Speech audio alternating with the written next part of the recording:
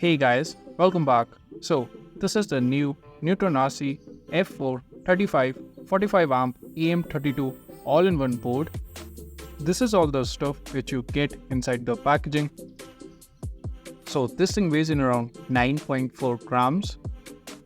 Now, let's talk about some unique features of this all-in-one board.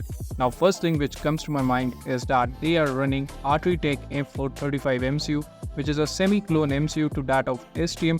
So basically, you're going to pay a price of a F4 flight controller, but in return, you're going to get a performance which is quite similar to that of a F7 flight controller. Along with that, this all-in-one board is also supporting EM32 software. Out of the box, you don't have to flash or do any kind of nonsense in order to make this all-in-one board work.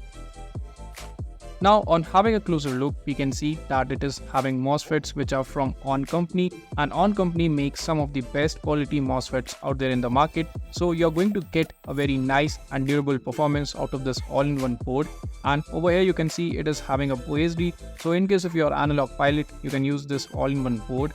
Now if you're gonna flip the board, we can see we have a DJI unit connector over here. And in the center we have black box memory flash chip, where you can store all your black box related data. And here is your battery pad. Now this board has a great potential, but there are a few shortcomings which you need to keep in mind.